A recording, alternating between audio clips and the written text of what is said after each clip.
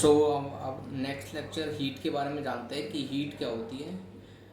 तो basically heat जो है वो एक फॉर्म ऑफ एनर्जी है, एक एनर्जी का ही फॉर्म है। जो हीट को हम थर्मो भी कह सकते हैं, थर्मो इसका एक अल्टरनेटिव नेम बोल सकते हैं। हीट कह दो या थर्मो कह दो, एक ही बात है। तो heat is a form of energy, एक एनर्जी का ही फॉर्म है जो कि टेम्परेचर डिफरेंस की वजह से एक जगह से दूसरी जगह फ्लो कर जाता है। मतलब कि यह अगर एक टेम्परेचर मान लो एक रॉड है जो कि एक जगह एक पॉइंट पे वो 1000 डिग्री सेल्सियस पे है और दूसरे पे मान लो 100 डिग्री सेल्सियस पे है, तो हीट जो है वो हाई टेम्परेचर से लो डिफरेंस की तरफ फ्लो कर जाएगा। तो हीट क्या है? हीट एक एक एनर्जी है, एक एनर्जी का फॉर्म है जो कि हाई टेम्परेचर से लो टेम्परेचर की तरफ फ्लो करता है। ठीक है।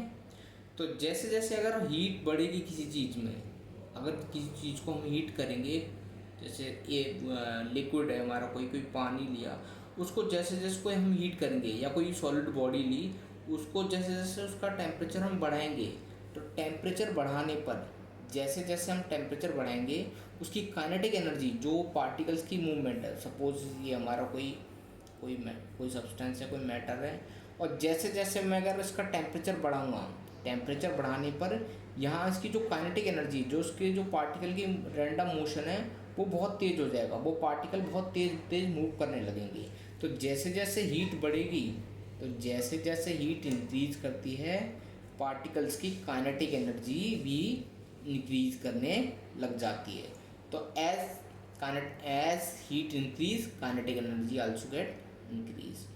काइनेटिक जो हीट है उसको मेजर हम कर सकते हैं, या तो कैलोरी में मेजर कर सकते हैं या हम जूल में मेजर कर सकते हैं।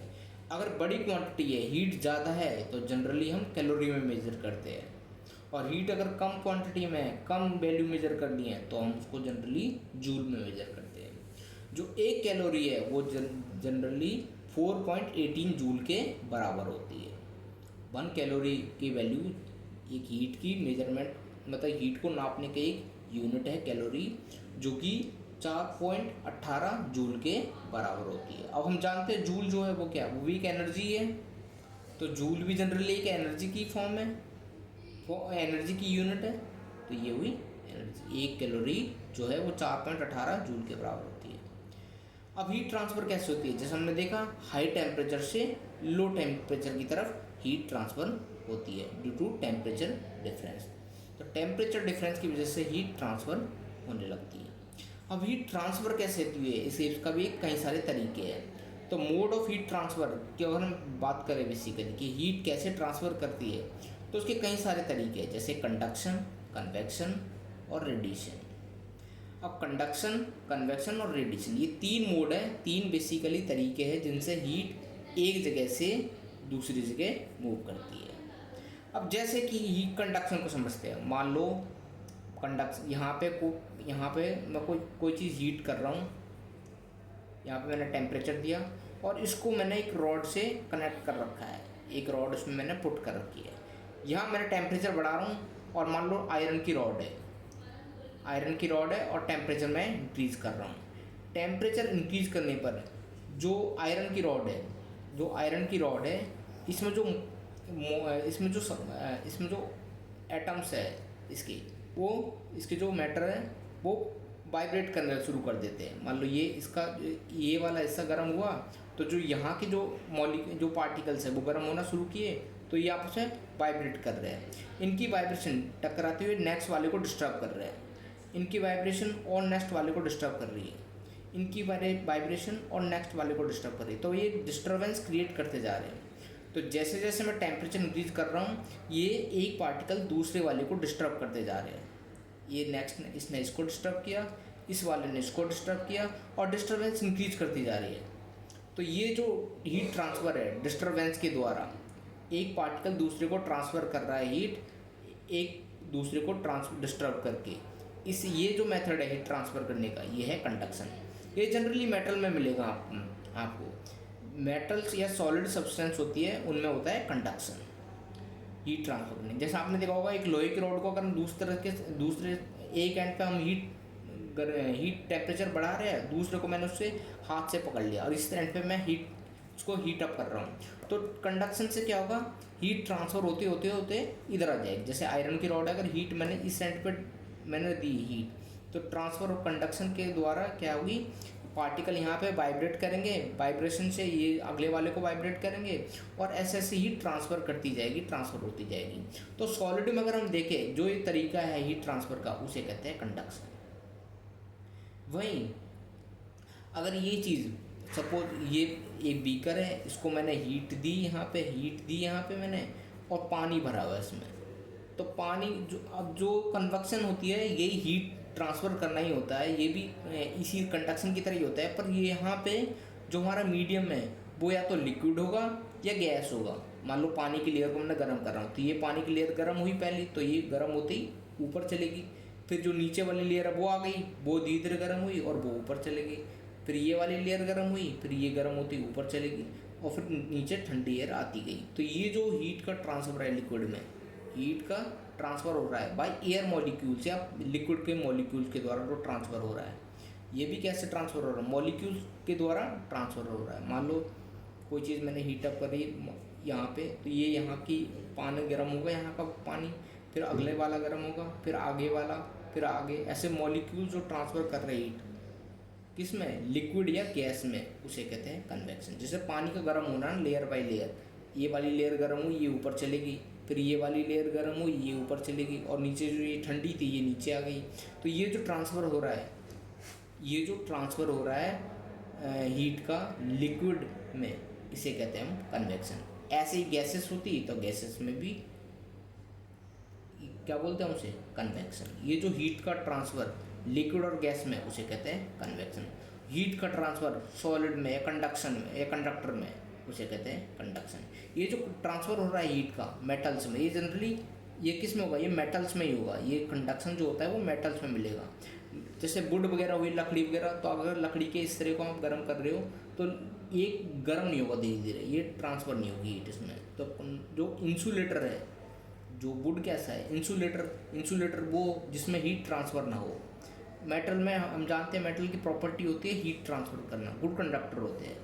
तो मेटल को हम गुड कंडक्टर क्यों बोलते हैं, क्योंकि उसमें हीट ट्रांसफ़र हो जाती है। जबकि इंसुलेटर जैसे वुड या रबड़, उनमें हीट ट्रांसफ़र नहीं होती। तो कंडक्शन जो होता है वो मेटल में होता है, कन्वेक्शन जो होता है वो लिक्विड और गैसेस में होता है, हीट ट्रांसफ़र होना। और रेडिएशन क्या होता है, रेडिएशन में आपको कोई मीडियम की ज़रूरत ही नहीं है। यहाँ पे मेटल था, यहाँ पे लिक्विड या फिर गैसेस थी कन्वेक्शन में, पर रेडिएशन में ऐसा दोनों किसी मीडियम या पार्टिकल्स की ज़रूरत ही नहीं होती। जैसे कि सन से जो रेडिएशन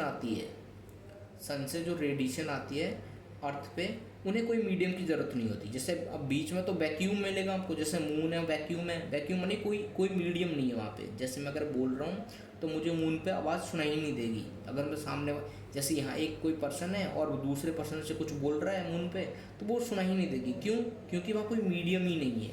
तो उस केस में जैसे सनलाइट आ रही है यहाँ पे अर्थ पे, तो यहाँ कोई मीडियम नहीं है, फिर कैसे जाती है, ये आती है क्योंकि सनलाइट जो है, जो लाइट है वो एक ये इलेक्ट्रोमैग्नेटिक वेव के थ्रू आती है। इलेक्ट्रोमैग्नेटिक वेव ऐसी वेव, इलेक्ट्रोमैग्नेटिक वेव ऐसी वेव जिसको कोई मीडियम की जरूरत ना पड़े, वो होती है इलेक्ट्रोमैग्नेटिक वेव। अगर हम वैसे वेव को समझना है तो एक बार समझते हैं इलेक्ट्रोमैग्नेटिक। जब हम वेव्स की बात करते हैं तो वेव जनरली दो तरीके की होती है। एक जिसको मीडियम चाहिए, एक होती है लॉन्गिट्यूडनल वेव, और एक होती है ट्रांसवर्स वेव। ये दोनों को मीडियम चाहिए। और एक होती है इलेक्ट्रोमैग्नेटिक वेव। अब देखो, जिसको नो मीडियम रिक्वायर्ड, इसको कोई मीडियम नहीं चाहिए, नो मीडियम रिक्वायर्ड, ठीक है, जो ये वैक्यूम में भी ट्रेवल कर सकती है। लॉन्गिट्यूडनल वेव जैसे कि एयर मॉलिक्यूल है,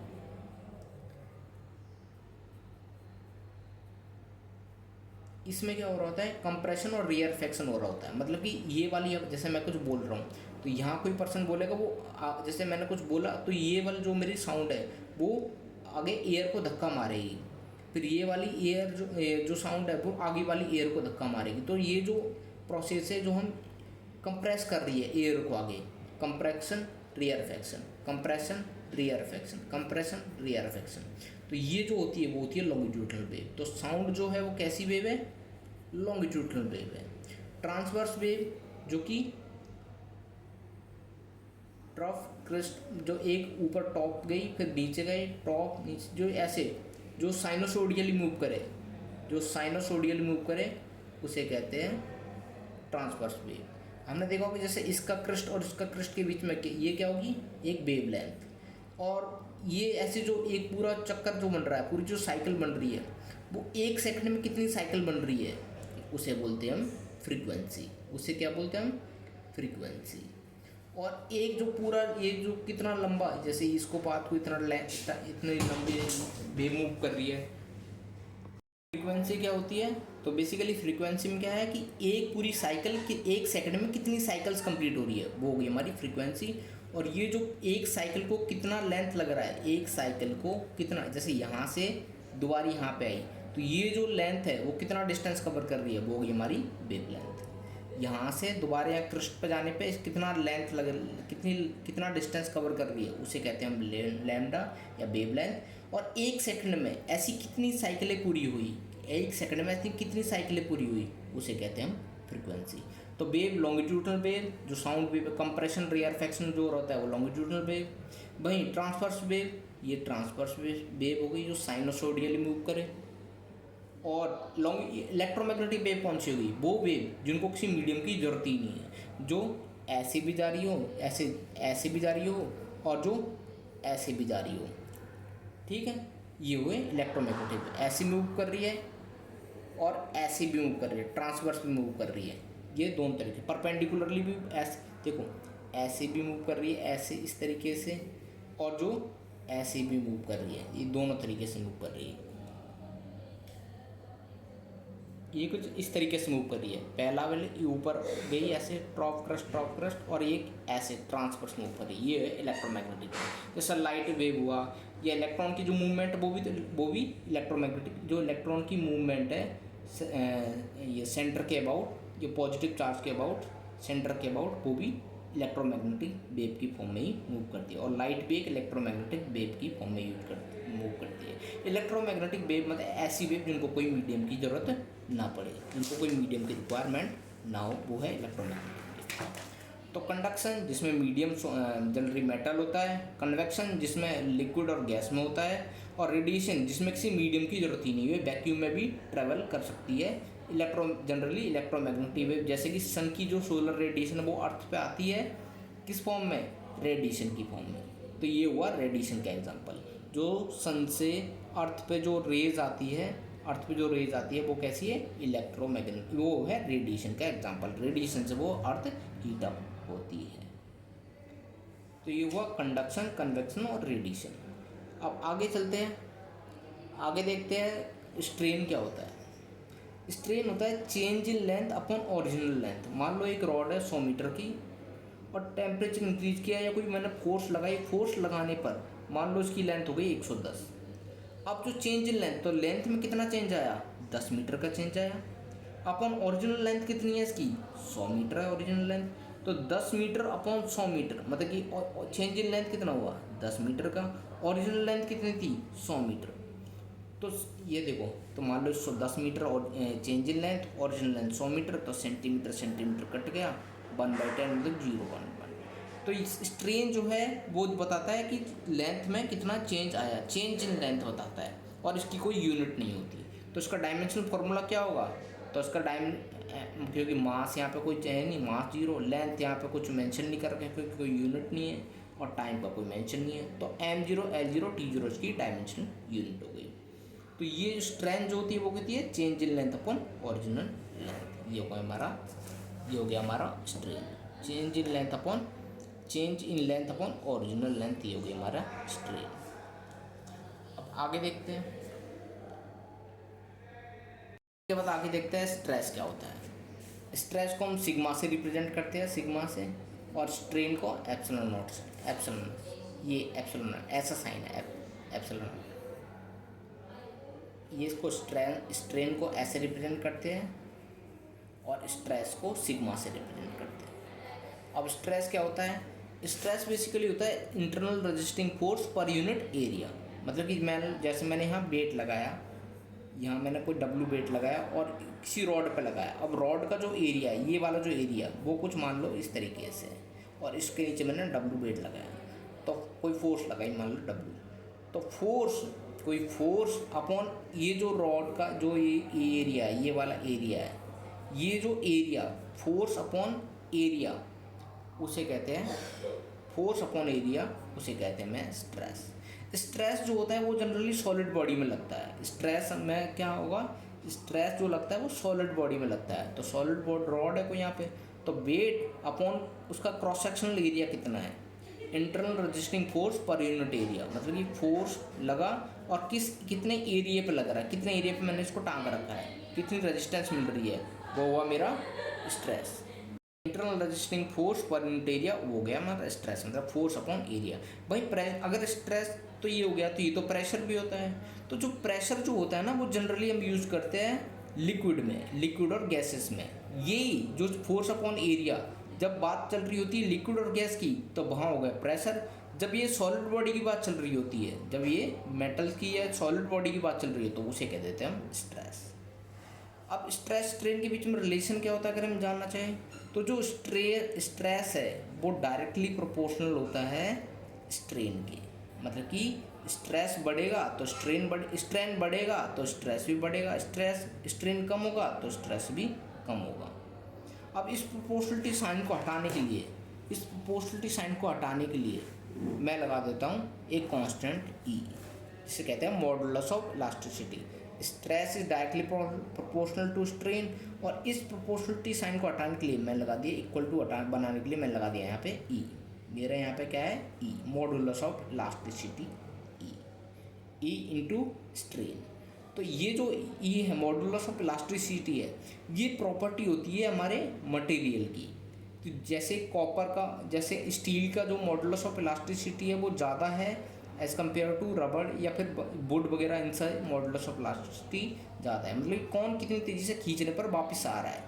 जैसे इसको मैंने स्ट्रेच किया और इसको मैंने स्ट्रेच किया, और स्ट्रेच करने के बाद जैसे ही मैंने फोर्स छोड़ी तो ये कितनी जल्दी वापस आया, ये होती है इलास्टिसिटी, मतलब कि मॉडुलस ऑफ इलास्टिसिटी ये प्रॉपर्टी है। तो स्ट्रेस जो है वो equal to strain into modulus of elasticity. जैसे अगर हम अगर इसको जैसे स्ट्रेस और स्ट्रेन का अगर हम ग्राफ बनाए, जैसे स्टील का अगर हम ग्राफ बनाते हैं तो स्टील का ग्राफ कुछ ऐसे आता है, कुछ इस तरीके से। मान लो ये स्ट्रेन है और ये स्ट्रेस है। तो अगर हम मॉडुलस ऑफ इलास्टिसिटी को और एक तरीके से और लिखना चाहें तो ये क्या होता है, स्ट्रेस अपॉन स्ट्रेन। तो मतलब हम ये भी कह सकते हैं कि जो मॉडुलस ऑफ इलास्टिसिटी है वो रेशियो है स्ट्रेस और स्ट्रेन का। ये जो कुछ स्टील का जो मॉडुलस ऑफ इलास्टिसिटी का ग्राफ जो आता है ना, वो कुछ इस तरीके से आता है। तो ये ग्राफ एक tan थीटा एक एंगल है किसका, स्ट्रेस और स्ट्रेन का। तो ये भी हम इसको मॉडुलस ऑफ इलास्टिसिटी को हम ऐसे भी बोल सकते हैं, ठीक है। तो मॉडुलस ऑफ इलास्टिसिटी एक प्रॉपर्टी है एक मटेरियल की। मॉडुलस ऑफ इलास्टिसिटी जो मेटल का है वो ज़्यादा है as compare to non metal. जैसे ये कुछ, जैसे अगर हम इसकी बात करें तो ये कुछ समथिंग 210 गीगा पास्कल होता है कॉपर का या स्टील का, 210 गीगा पास्कल होता है स्टील का। जबकि वुडमैन में ये बहुत ही, जैसे मॉडुलस ऑफ इलास्टिसिटी जब स्टील की बात करें तो वो कुछ 210 गीगा पास्कल के आसपास होता है। तो अलग अलग वैल्यूज़ उसकी डिपेंड करती है मटेरियल के ऊपर। जितना मटेरियल जैसा होगा मॉडुलस ऑफ इलास्टिसिटी भी उसकी उसी हिसाब से होगी। जनरली मेटल्स की मॉडुलस ऑफ इलास्टिसिटी ज़्यादा होती है। तो मॉडुलस ऑफ इलास्टिसिटी कुछ नहीं है, रेशियो है स्ट्रेस और स्ट्रेन का, या फिर एक प्रॉपर्टी है मटेरियल की, ठीक है। तो नेक्स्ट आगे थर्मल एक्सपेंशन भी देखते हैं।